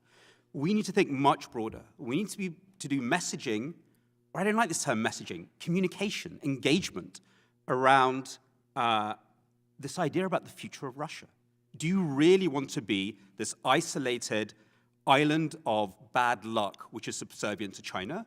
Or do you want to be part of the West and the world? Because for most Russians, the West is the world. And there, I think you'll find that the figures do not look good for Mr. Putin at all. That's what we need to be stressing. I'm not saying we should forget about the war. Of course we should communicate information about the war. That's critical. But we need to think much bigger than that. Thank you. Thank you so much. Thank you, Ranking Member Wilson, for the very important question. First, I think it's important to mention that it's absolutely true what Peter was just saying, and you know, the 20 plus years of Putin's propaganda have not gone in vain. There is a significant part of the Russian population that have been, well, for lack of a better word, brainwashed, because that's what it is, by the propaganda. But let's not also discount the fact that there are many people in Russia who want to know the truth about what is happening. And I think one of the sort of most illustrative episodes in that was that earlier this month, as I was mentioning earlier, Echo of Moscow Radio, which was until a few weeks ago the largest independent media outlet in Russia, was closed, and I was there at the last meeting of the journalists. Very, very emotional, very sad affair, as you could imagine. But just a few days after this happened, just a few days after Echo of Moscow was officially liquidated, the rating agencies published the figures for the audience, for the listenership in Russia's two largest cities, Moscow and St. Petersburg, and for the month of February of this year, 2022. And for the first time ever, Echo of Moscow Radio was in the #1 spot for the number of listeners, both in Moscow and St. Petersburg, not just among the talk radio stations or news radio stations, among all radio stations, which is remarkable, I think, not just for Russia, but probably also for the United States and many other countries, because of course most people, when they listen to radio, usually in their car sitting in traffic, they listen to music rather than news. And yet for the month of February, so when Putin's war in Ukraine had already begun, Echo of Moscow was in the #1 top spot in two of Russia's largest cities. And this just goes to show again why the Putin regime is so afraid of the truth, why they're so afraid of the people in Russia learning about the reality, the horrendous criminal reality that is now happening in Ukraine. And I think it was a very important message that Peter Pomerantsev just articulated about, and this sort of goes to our whole conversation about communicating, about maintaining those direct people-to-people contacts between Western countries and Russia. And that is the centrality of the message about the prospect for a future post-Putin democratic Russia as part of Europe, as part of what we call the civilized world, as part of the global north, if you will. Because Russia is a European country. There are centuries of culture, tradition, and mentality behind this, and nothing that Mr. Putin does will be able to overturn that. And I think it is very important to maintain that message, that all of these restrictions, all of these sanctions, all of these policies that we have seen come about in the last 4 weeks, all these boycotts by companies and so on, that is all directed against the criminal and murderous regime of Vladimir Putin, not against the people of Russia, and that there will be a rightful and dignified place for a post-Putin democratic Russia in the global democratic community. I think that's a very important message to be articulating to the Russian people today, in order to be able to count those false narratives by the Kremlin propaganda. And as I conclude, indeed, I want to back you up in that when I was asked by the media, what do I want for the people of Russia at home? I said, it's easy. I want them to do well economically, to buy more McDonald's, to buy more Kentucky Fried Chicken, to buy more Starbucks. We want the people of Russia to integrate with the rest of the world and not become, as you indicated, the little brother or subservient or whatever you want to call it to the Chinese Communist Party. I yield back. Thank you. A thought came to me during that discussion. Both Peter and Vladimir remind me together of my good friend, the late Christopher Hitchens.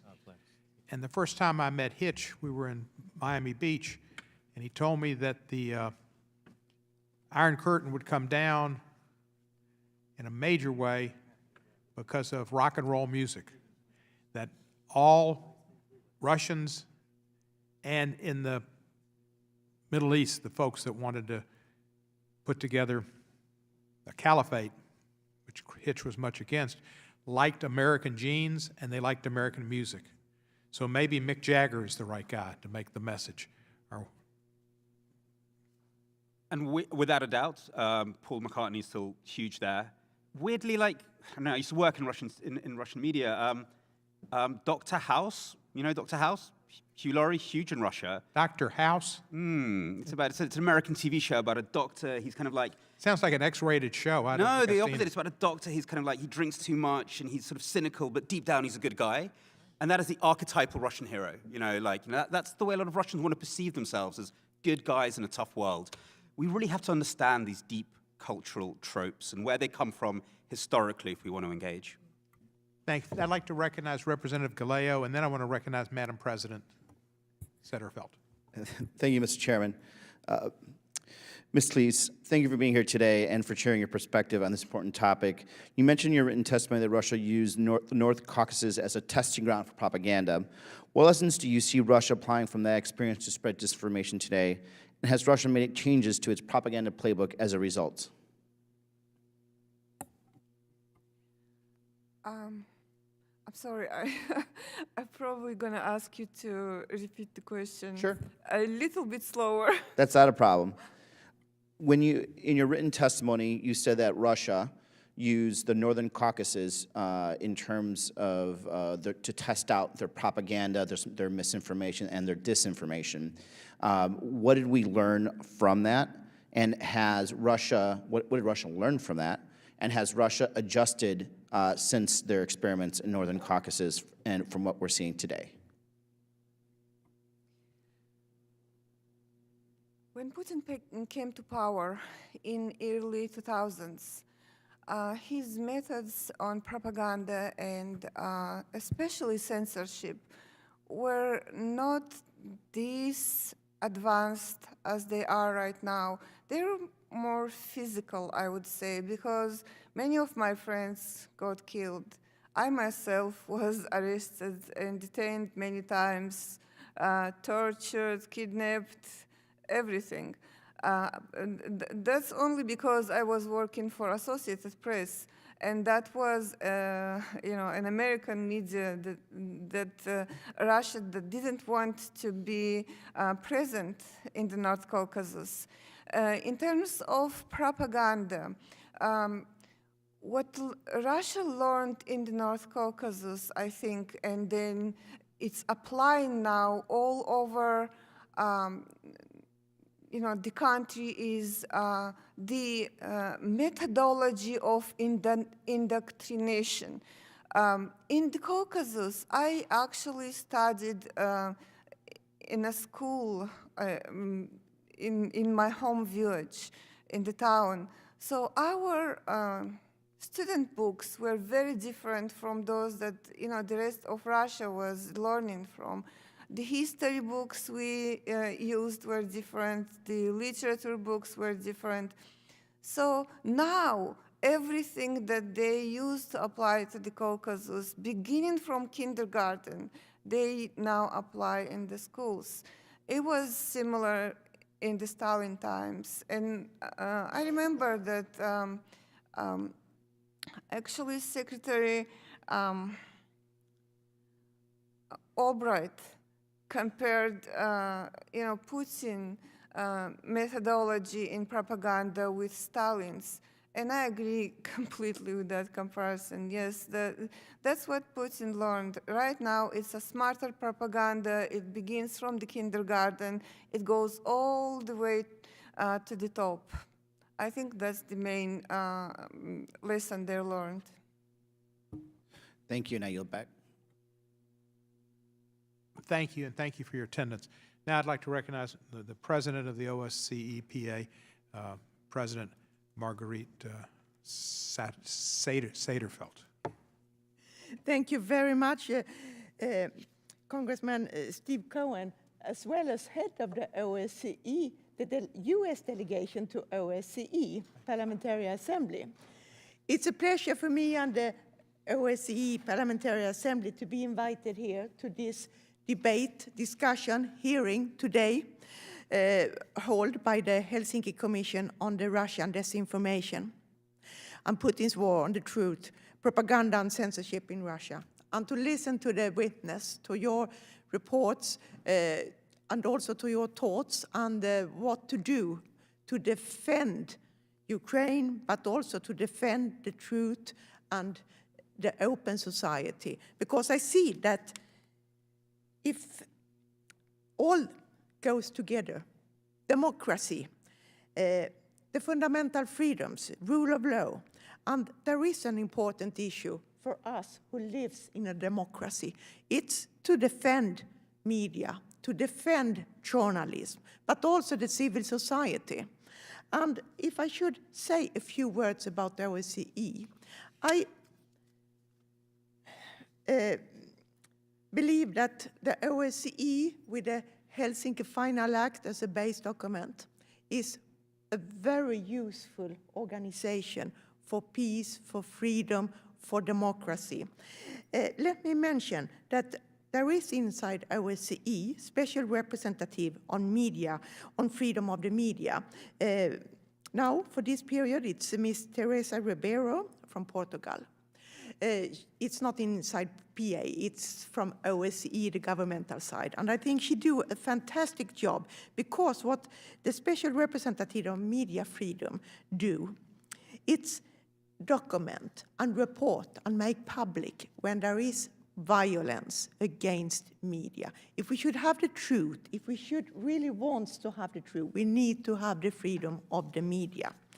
But I am also a strong believer of the truth. I am sure it will always be there. I think about all those dictators or people who try to get the power too long. They do always try to stop the freedom of the media, the freedom of the speech. They might succeed for a short while, but the truth will be there, and it's always recognized at the end. There is a lot of examples on it, so it's important also to collect information, and this is what's done in Ukraine today, because there is war crimes going on. And I think that to collect this information, it will also make a possibility to make Putin responsible for what he does. But when it comes to Russia, yes, it's a very sad situation. It's a difficult situation. Memorial, the civil society organization who was collecting information about the history and what have happened during the communist time, is closed down by Putin. But he can't be free from the history. Let me also mention in Berlin, the Checkpoint Charlie, which is the museum over where the West were collected information. It's there. There is information about what's happened during the war, the Second World War, what happened during the communist time. And I think this is the proofs that we need to have. And it's not that we from the West are against the Russian people. We haven't been it before, and we aren't it today. We are in favor of the Russian people. We support them, and we support that they also should have the same fundamental freedom as we have. And then I would like to say one short thing. It's easy to say for us who lives in the free world to speak about freedom and say that we defend it. Those who are the real heroes is those who pay with their lives to sacrifice, to take huge risk to support the fundamental freedoms like you have done. And I think that's what we should recognize as well, because if there isn't such brave people, there will be no documentation, and that's needed. Thank you very much. Once again, Congressman Steve Cohen, for inviting us. It has been a true honor to be here today. Thank you. You're very welcome. We're fortunate to have you. I'd now like to recognize one of the vice presidents of the OSCE PA, Mr. Alizard, and he will be translated his French to English. Thank you, Mr. Chair. Thank you to have allowed us to assist to this very interesting hearing. Lie or deny, believe or not believe the lying, I think it's an eternal question, but it's also a weapon, a very dangerous weapon. So I have just one question. What is your opinion would be the most urgent and the most important step to take to counter the Russian propaganda narrative? Just a question. Thank you.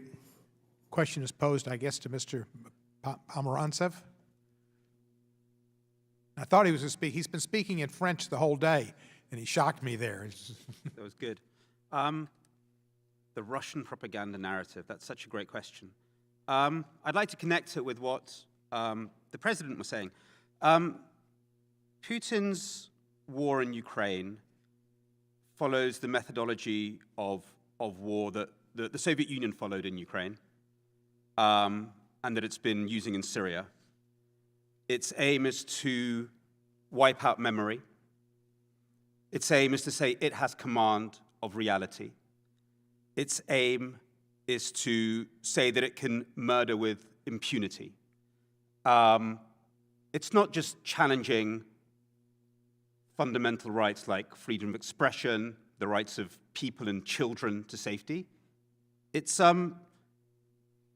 challenging the right to exist and our right to a share in reality. How do we counteract that? Simply documenting and something happens at the ICC, that's not enough. We have to think very, very deeply. I think it means answering with hard power that backs up humanitarian norms and lofty words. I think it means ensuring that memory, for example, the memory of the life of Mariupol, which has now been destroyed, continues to exist. I think we have to ask ourselves a lot of very, very fundamental questions. Putin attacks the right to exist. How do we answer that? Madam President. Thank you. Yes, I agree. It's of course not enough to collect information and documentation. There is the unity, and I think this is the strength. The world is united. Look at United Nations. Look inside the OSCE where it's Russia and Belarus are standing alone. We have had our meetings and we stand collected and unified. Look at European Union. I am from Europe, from Sweden, and EU is united. We are sending, just like US, like others do. We are sending weapons, ammunition, humanitarian aid, just to support Ukraine and Ukraine's right to exist. And I think we need to work on a very, very, on all levels.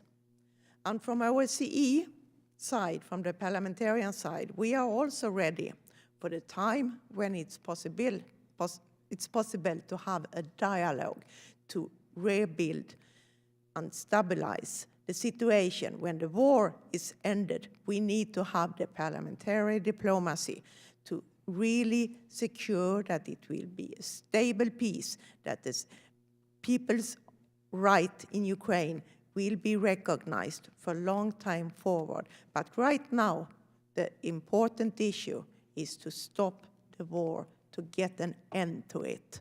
I just want to be very, very clear on this, and I really appreciate what's done here from you, from United States, because I think that US activities is important, but just as well as all the other, the unity we have today in support of Ukraine. Thank you. I want to thank all of, yeah, please, Mr. I just Pomerantsev. want to finish on a quote from a great Ukrainian contemporary writer, which I just remembered as you were talking about, Oksana Zabushko, in her sort of 1996 masterpiece. She said, "The Ukrainian choice is between a non-existence or an existence that kills you." I very much hope that we can move beyond that paradox. I believe our parliamentarian from Cyprus, Ms. Caroline Lambidis, and I should know that perfectly. Thank is you. recognized. Thank you. Allow me first to say that I'm a journalist myself, and after that I'm a parliamentarian now. And my thought is always with the journalists that lost their lives in Kiev, Americans and others, in their effort to speak the truth, to let us know what's really is happening there. So we have to remember them. And I have a question. Tech companies have in some cases flagged misinformation as being state-sponsored or potentially false rather than removing it. Or they have banned individual accounts rather than enacting more sweeping measures against misinformation and disinformation. YouTube has done too little for that. For example, it took action on Friday against state-sponsored disinformation following weeks of pressure from human rights advocates, but not before that. And the content was widely shared. What do you have to say about that? And we all know that these media are based mostly in the USA.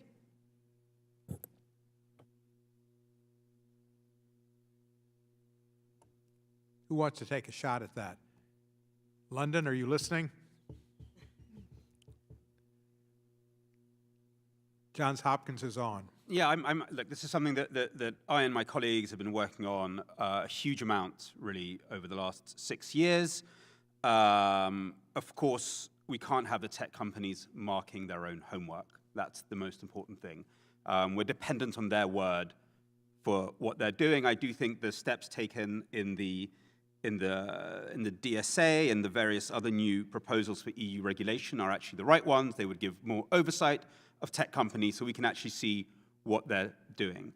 Without that kind of access, it's very hard for us to judge about whether any of these steps are effective and whether they're policing their platforms in line just with what they've promised to do. So that's really the fundamental issue. It can be one tactic, another tactic. Until we have that oversight, we just don't know whether that is a good tactic. There is actually, tech companies have been quite strong about demonetizing some Kremlin propaganda. We actually need a lot more granularity in how this is being approached.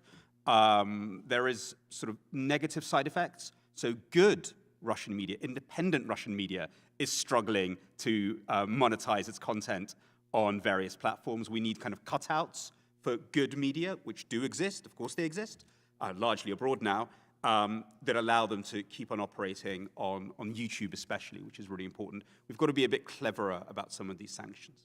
But also, I don't know, there's research coming in from the Middle East, for example, and from South Asia, where there's much less monitoring of state-sponsored disinformation. There's much less monitoring of how various sort of online advertising is continuing to support it. So that's another issue. We're very fixated on Europe, on America. Actually, a lot of the Russian campaign is now focused on the Middle East, on Latin America, and on South Asia, where they seem to be having a lot of success. Thank you very much. I want to thank all of our panelists, our international and our bipartisan, bicameral panelists, and particularly our guests. Y'all have been wonderful. I suspect it's beyond bedtime in London, so if Vladimir's not here with us, sleep well. And to each of y'all, fabulous. This meeting is adjourned.